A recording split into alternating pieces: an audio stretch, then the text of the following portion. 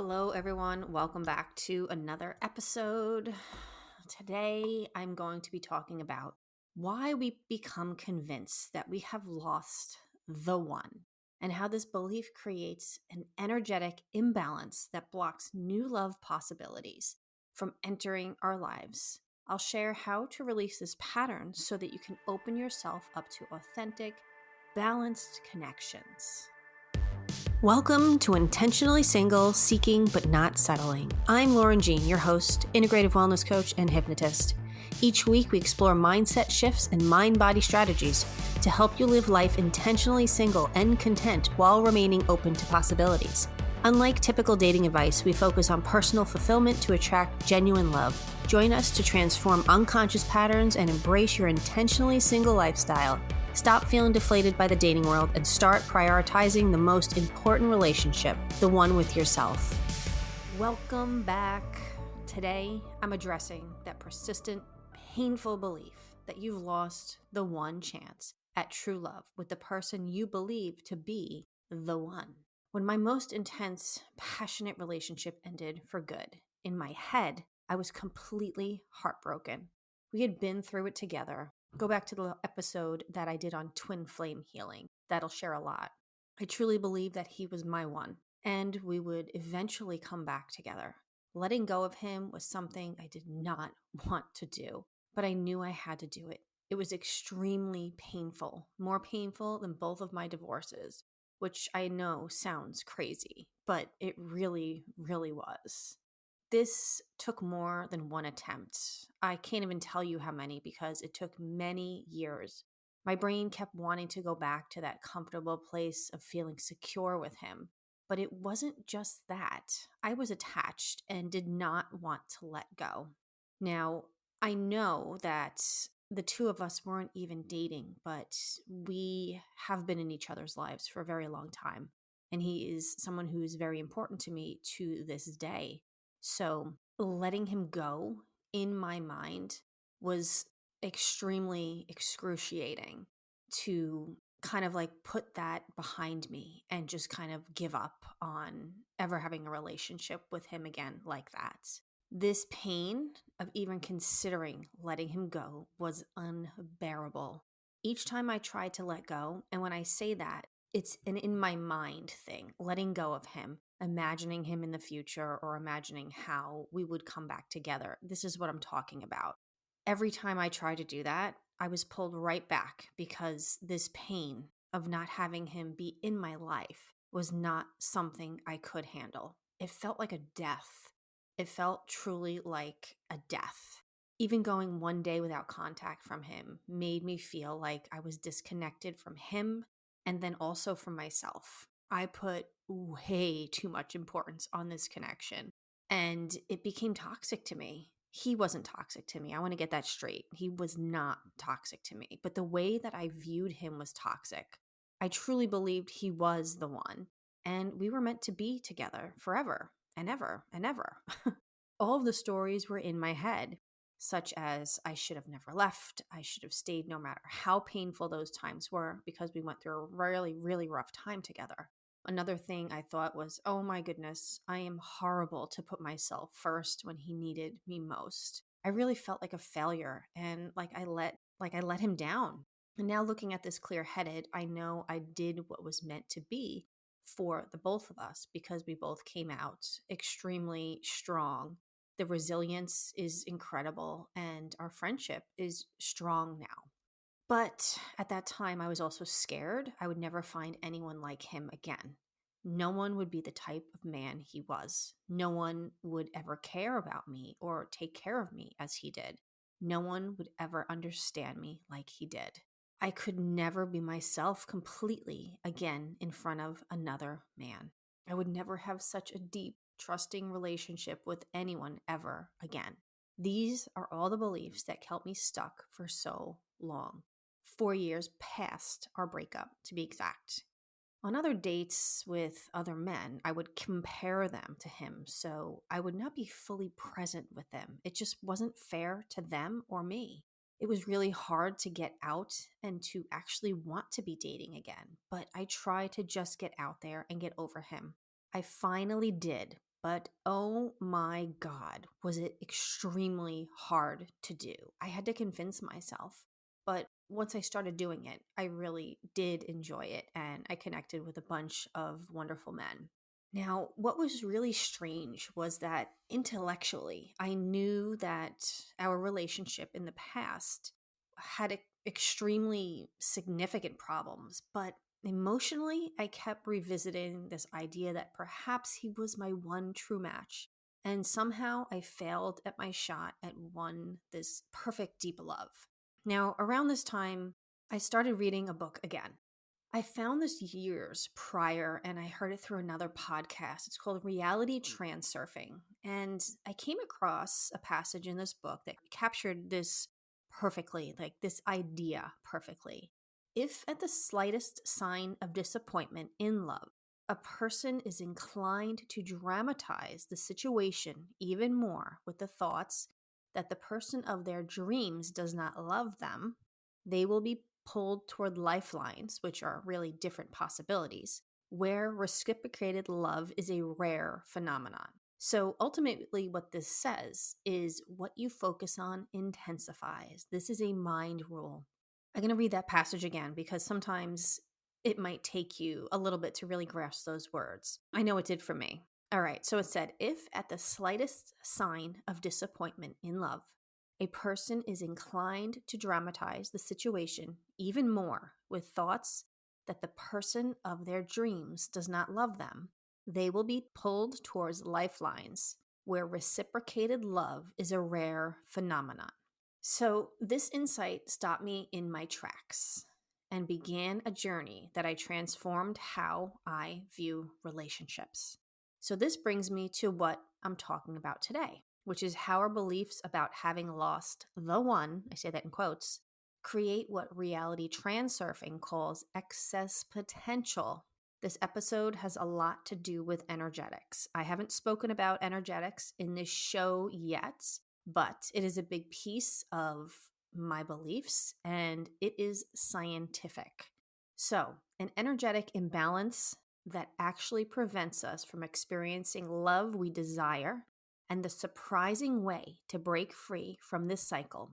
This is what we're talking about in today's episode. So, I want to paint you a picture. You wake up some mornings with a heaviness in your chest, thinking about someone who's no longer in your life romantically. Maybe it's been months or even years since the relationship ended, like mine. But you still find yourself wondering if you made the biggest mistake of your life. You think, what if they were the one? Maybe you've tried dating since then, like me. Maybe you're even in a new relationship. But you find yourself constantly comparing everyone to your ex, and no one seems to measure up to that connection you believe you lost. You scroll through dating apps half-assed, convinced that you'll never find that feeling again. There's a deep primal fear that you'll never find again someone with who you can be your true, authentic self. As the research on attachment shows, our sense of self, as well as our cognitive, emotional, and physiological regulation functions, are all affected when we lose the one we love.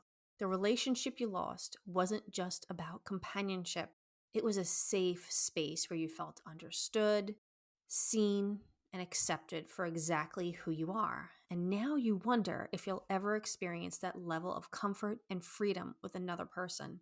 Again, I've had many people share this concern with me, and I have also been in the same boat. The pain is particularly acute because it feels like this double bind, like you can't go back to the past, but you can't seem to fully move forward either. You're in limbo. You can't recapture what was lost, but you also can't embrace what might be possible. Or maybe like one listener who shared and actually inspired this podcast. She shared, watching my ex move on so fast and get married in under a year was devastating to me. I think I felt that my current relationship had to work out because my ex moved on so fast. Even though I love my boyfriend very much, I still find myself comparing. It's crazy because at the end of my 10-year relationship, I kind of knew we both weren't in love with each other anymore. But now, 2 years later, I feel like we could have worked it out. Now, the real mistake in creating what the book Reality Transurfing calls is excess potential around your past relationship. And it says that excess potential represents this tension, this localized disturbance in an otherwise stable energy field. The irregularity is created by thought energy when an object is attributed excessive and disproportionate meaning. So, really, when you're putting so much importance and so much effort and so much thought and all of your energy into the thoughts around this person. And this is exactly what happens when you believe that you've lost the one. You have given this person all of this energy. It's taking everything from you. You have attributed excessive and disproportionate meaning to this person and your relationship with them. You have elevated them to a status beyond an ordinary human with both strengths and flaws. So it's like they're a superhuman to you. You have created this unrealistic picture in your head of what they are. And yeah, maybe they're great, and I'm sure they are, but the picture that you drew of them in your head is more vibrantly colored than what reality actually is. And you actually believe this to be true. Like you can't pull yourself out of this mindset, even though you know you need to, and it's best for you to move on. This creates an energetic imbalance that actually works against you finding peace or new love. Now, reality transurfing specifically identifies idealization and over-evaluation as examples of excess potential. And remember, excess potential is you putting more importance on this person than they actually, I don't want to say deserve, more than, I'm trying to think of the right words. You're making them seem to be, like I said before, superhuman, like this person that everything is wonderful. You're only seeing the positive sides. Just you're making it out to be more than it actually is. So when you believe your ex was the one, you're engaging in both of these, idealization and overevaluation. So idealizing the person and the relationship while overvaluing what you had together compared to what you might be able to create in the future. And it's as if no one else could ever be that wonderful. And let me just say that no one is that wonderful, but our emotions get tied up in it. And we know that in a war with logic and emotion, emotion will always win. I'll say that again. In a war with logic and emotion, emotion will always win. Another part of the book explains over evaluation. I should say over valuation. Let me correct myself. I said that before. So it's over valuation is a projection and a concentration of these qualities where they are not present in reality. So you're projecting qualities onto your ex and your past relationship that weren't fully there in reality. Like I mentioned earlier, no one is that perfect. And what you're making them out to be is this blown up version of them. Again, yes, they're probably a wonderful person, but you're seeing it in almost a distorted view. So you're making these three specific mistakes. First, you're idealizing your past relationship, remembering primarily the good stuff while conveniently forgetting the real problems that led to this end, and you're kicking them under the rug. Like I said, as one of my listeners had shared, she said, in the end of my 10-year relationship, I kind of knew we both weren't in love with each other anymore. But now, 2 years later, I feel like we could have worked it out. So, this revisionist history creates this impossible standard against which you judge all new connections. So you're taking that person as you see, you're overvaluing them, and you're making them to be this, again, I'm going to use this word because it just works out, superhuman. Secondly, you're approaching love with this expectation rather than simply just loving to love, like it's a job or something, and you should be getting something in return for your effort. Reality transurfing says that if you're preoccupied or obsessed with the need for your feelings to be mutual, and yet nothing seems to be going right, you need to change your tactics, babe. Try loving without expectation of reward. And I know that sounds crazy. You are hyper focused on what you can get rather than what you can give. And this creates an energy of needing and grasping and holding on so tightly. And what happens when you hold on tightly? Think of a relationship or something that has happened to you. Like think of Think of money, right? When you hold on so tightly to it, it's creating this energy around it. And then just everyone wants to take it from you. Bills come in the mail, unexpected. Things happen to your car when you're holding on something so tightly. Another example I can use when I try to hold on to my dog and hug him and give him kisses and just kind of cuddle with him, he wants to wiggle away. Same thing with my teenage daughter now. She doesn't seem to want to let me hug her too tightly for too long. She wants to get away. This is the same idea. And this was a concept that I took really wholeheartedly, and it hit me hard when I read it. Love without expecting anything. This is what I do with my child. I love without expecting anything. And I'm sure you're saying, what? How can I possibly do that? Then I'm not getting what I want. As if I am demanding love in return, like it's an obligation. This is crazy. Another thing, we're confusing love with possession. You speak of having lost the one as if this person was an object that belonged to you rather than just this independent person being on their own and have their own path and ideas. This creates what I'm going to say RT from now on because reality transurfing, I say it a lot. But so this is what RT calls excess potential again, because as it explains, desire represents an example of excess potential. Desire represents an example of excess potential because it strives to draw the object of attraction to a place where it is not naturally present. This is force. This is me trying to hold my dog in a really big hug, or my daughter in a really big hug when she wants to be out with her friends or in her room resting or doing anything else but hugging me. This is force. This is force, and we know it well. And we know we can't force or effort our way to get love. It just doesn't work that way. This creation of this excess potential is a natural human response to loss. As RT says, the desperate desire to have something you lack creates this energetic differential in pressure. And when a significant relationship ends, this vacuum it creates can trigger this desperate desire, leading us to overvalue what we've lost and undervalue what remains possible. So it's kind of like you want this ex of yours, right?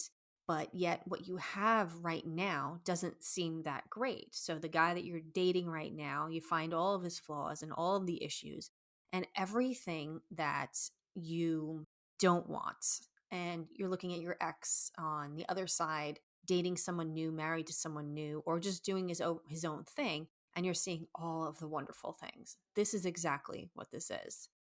So the neuroscience of lost love, I'm going to go into this a little bit because I found this was really important. The neuroscience of lost love explains why this pain feels so intense. When you're losing that person, it feels so intense. There was research by Fisher, Aaron, and Brown, and it showed that when love gets jilted, part of the limbic system lights up, and it's that same part that activates when making high-risk investments.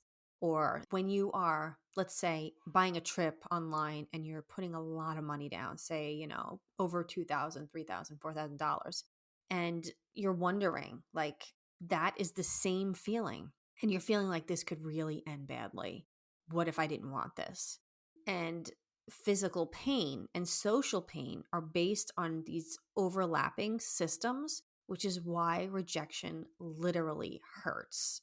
I've been there. I felt that. I'm curious if you have. Like when you've lost someone, even to death, something like that, it creates physical pain in your body, in your heart, in your head.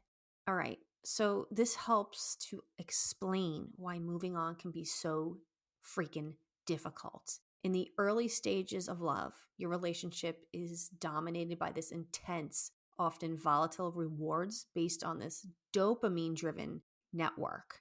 And over time, healthy relationships move toward stable fulfillment based on oxytocin.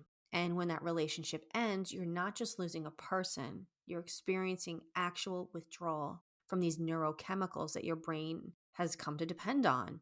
This was major in my relationship. During that toxic times, it was an emotional addiction that neither of us could escape because it was so painful. And we kept going back and forth and back and forth and back and forth. And it was freaking hard.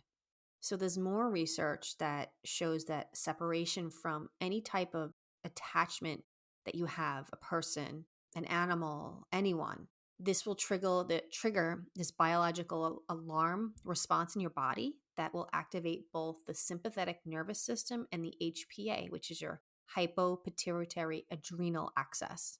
And the same biological systems get activated during physical danger, actual physical danger. Your body goes into this stress mode when you lose someone who's important, which is why grief can feel so physically intense, like I said above earlier. During this state, people experience these frequent thoughts, preoccupations with this person who is departed. They're gone. Their ex is gone. Feelings of yearning or yawning and seeking for that person, like no matter what. This is why your brain goes absolutely crazy and you feel pain or you feel like you're just missing something. This is a biological response that makes it really difficult to think rationally about the person that you've lost. And again, in a war with emotion and logic, emotion always wins when you are not aware of this is happening. This is why I am bringing this to your attention, because once you understand this and you're in it, you can be like, oh, this is what's happening. My emotion is trying to take over when I know logically this is just not the right thing for me anymore. So our culture will constantly reinforce that this myth of the one, as if there is one perfect person that can fulfill every single need, and without them, we won't be happy or complete. This is a bad way to think, and this narrative is deeply found in movies, in music, in literature, in art, everywhere, making it seem like finding and keeping the one is like this ultimate achievement in life. Let me tell you, it's not. It does not have to be. This is deeply ingrained in our culture. The pain of seeing an ex move on so quickly can intensify this idealization. As my listener shared, watching my ex move on so fast and get married in under a year was devastating. This rapid transition by your ex creates this cognitive dissonance. If they can move on so quickly, either the relationship wasn't as important as you thought, which feels like a threat, or they're making a mistake and you've truly lost the one. And this is a painful but less threatening idea to your self image. Again, focusing on having lost the one serves as protection. Your mind is trying to protect you. If you believe that your one chance at true love is in the past, you don't have to risk that vulnerability of opening your heart again. The pain of lost love becomes this familiar friend and more comfortably than an uncertainty of creating a new connection. This relates to what is called separation anxiety, which is this natural tendency to seek and restore closeness to the attachment figure. So earlier, when I said me and my ex, we kept going back and forth and we had a hard time separating, that was an example of separation anxiety. When this is impossible because the relationship is ended, the mind will cling to this idealized memory instead. So it's going to find the really good things instead of looking at the bad things. And finally, as RT points out, a person in love loses their ability to rationalize. And the biochemistry of romantic attachment actually impairs our ability to think clearly about the object of our affection, making it difficult to really maintain a perspective even years after the relationship ended, which is what I shared about myself 4 years later still. So this perspective is costing you so much mentally and emotionally. And again, I can tell you from real life experience. Another line in RT, it says, if at the slightest sign of disappointment in love, a person is inclined to dramatize the situation even more, they will be pulled towards lifelines where reciprocated love is a rare phenomenon. I mentioned this one earlier, but I felt like it was important to bring it back again. Your belief system, I'm going to say this, your belief system is creating a self-fulfilling prophecy. So if you believe that you cannot have what you want, you're not going to be able to find another loving relationship. This is why it's so important to really understand these concepts and really put them into play here. So, on an energetic level, this excess potential that you've created around your past relationship is actively blocking new connections from forming.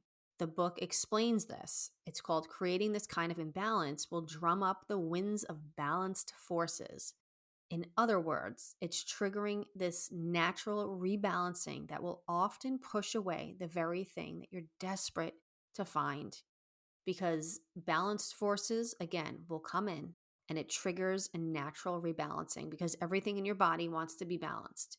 And when it's not balanced, it's going to push away exactly what you're looking for because you're trying to force.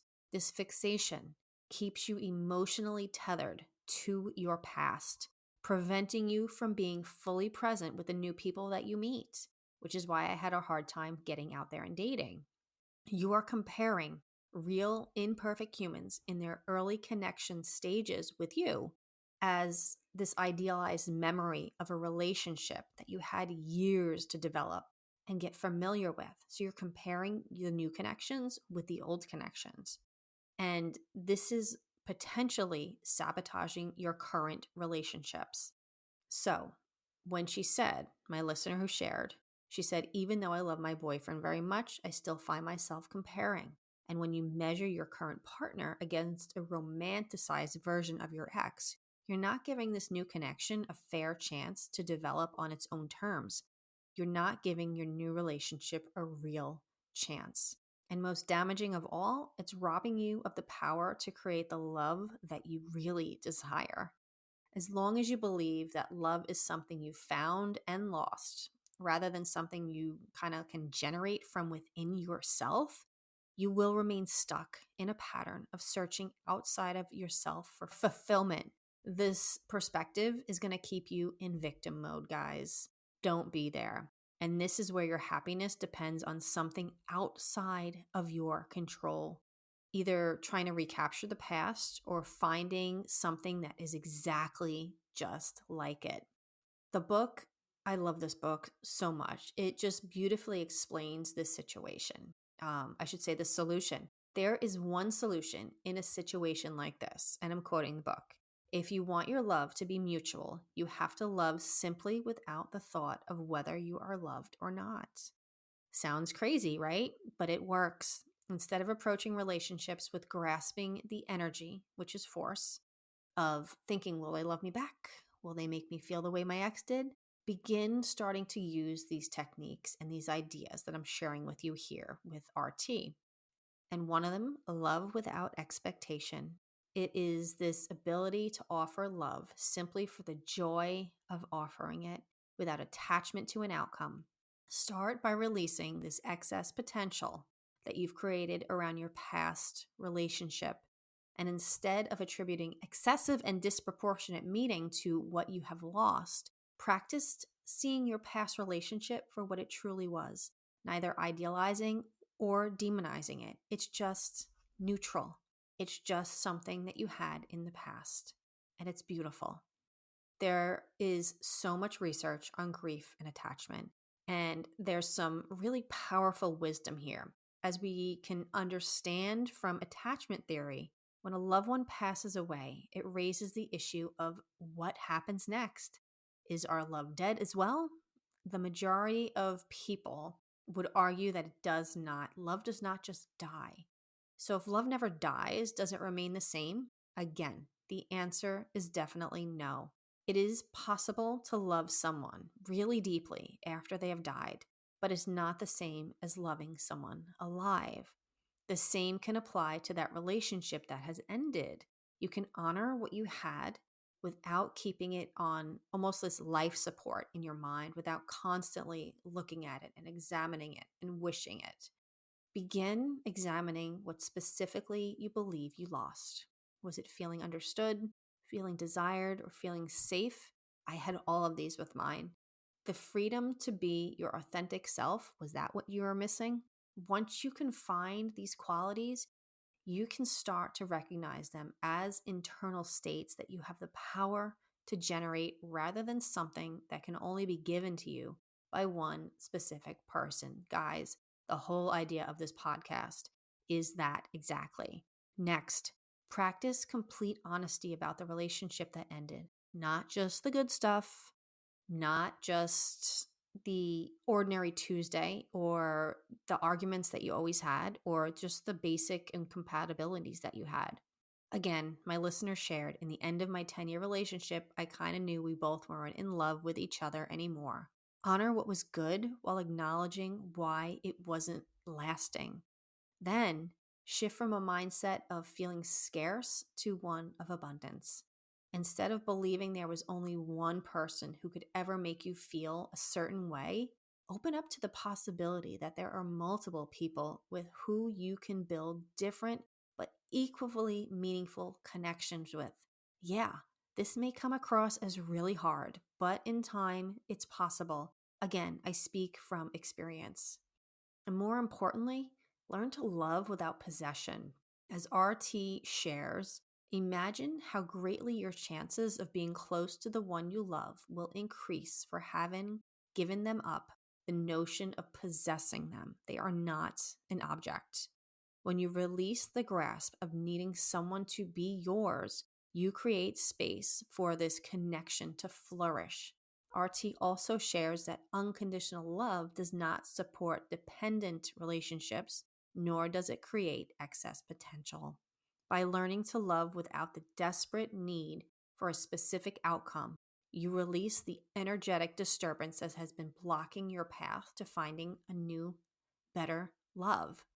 This approach works because it addresses the root cause of your pain, the excess potential you've created through idealizing your past relationship. When you release this energetic imbalance, you create space for healthy new connections to form. And it also works with your neurobiology, guys, instead of against it. In early stages of romance, relationships are dominated by this dopamine-driven neural network that creates this intense, sometimes volatile reward, like I said earlier. And later, healthy relationships shift more towards stable fulfillment based on this oxytocin. I know I'm repeating things, but I do repeat things because I want you to really get it. And when you idealize a past relationship, you're often fixating on those early stages of dopamine. And those are highs rather than recognizing the entire full picture. So by releasing that idealization and practicing love without expectation, you are allowing your brain to reset its reward pathways and become receptive to the full spectrum of a new connection. Both the exciting dopamine rushes of new love and the deeper oxytocin-based bonds that develop over time. In long-term couples who continue to feel deeply in love, ongoing tickles of dopamine keep stimulating that pleasure center of each person's brain, and you're creating the conditions for this to happen again.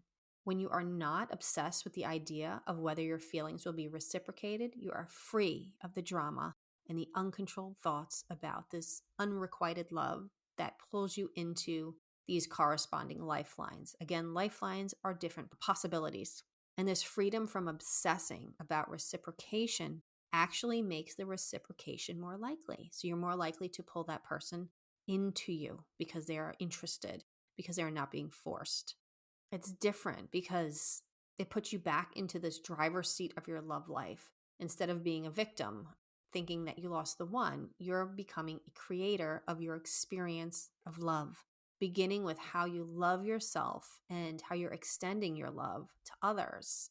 It's better because it transforms love from a scarce resource that you either have or have lost into an abundant energy that you can generate at will.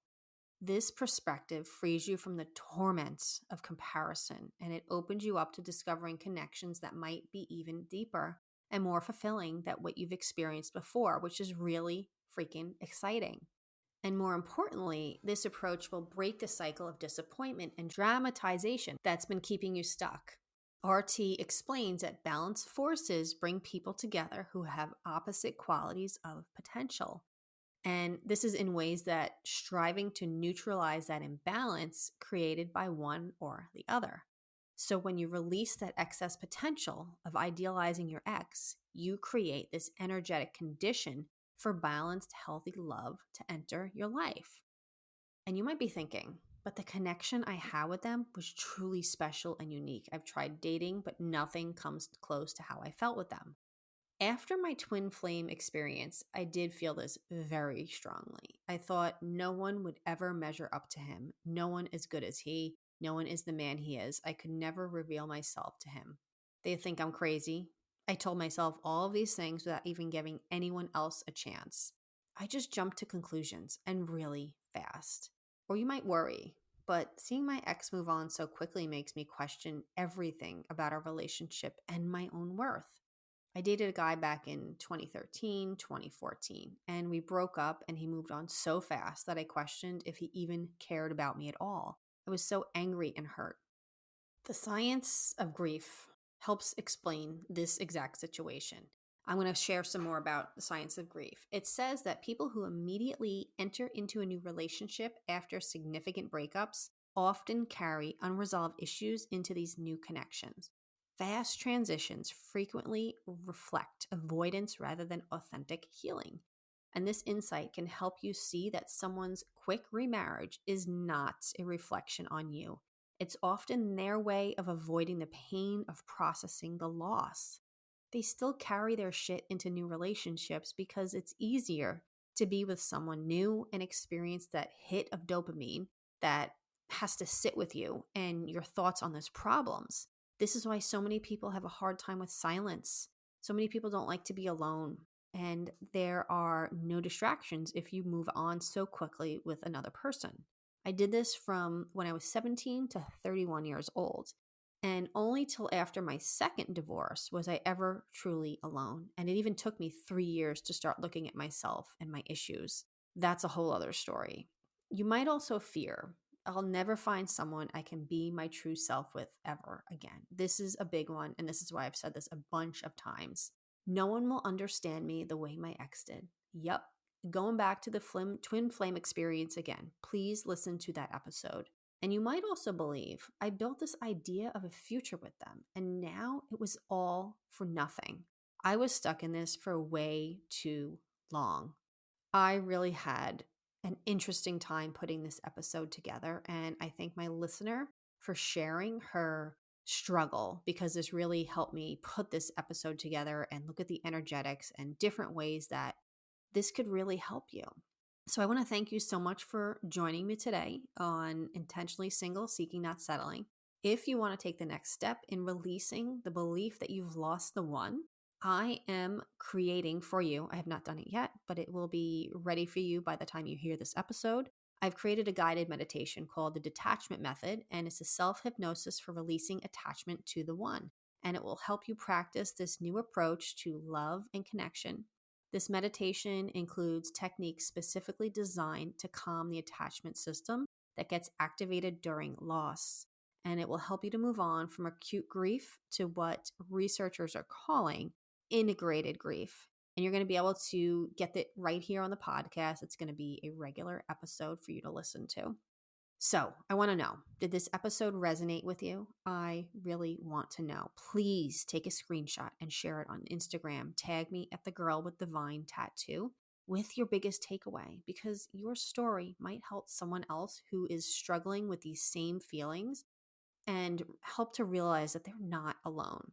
One of the most challenging aspects of grief is when it becomes disenfranchised. So when your pain is not acknowledged or validated by others. And by sharing your experience, you help create this community of understanding for others going through the same exact thing. Now, next week on the show, I'm not sure what I will discuss. Let's it be a surprise. There was this researcher called Engel, beautifully put it. Grief is like the healing process after a physical wound. Painful, but not necessary for restoration. Join me back here next week. And until then, remember, please, true love isn't something you find and lose. It's something you learn to embody, offer, starting with yourself. And please, as always, keep your mind open to all the possibilities that you have in your life.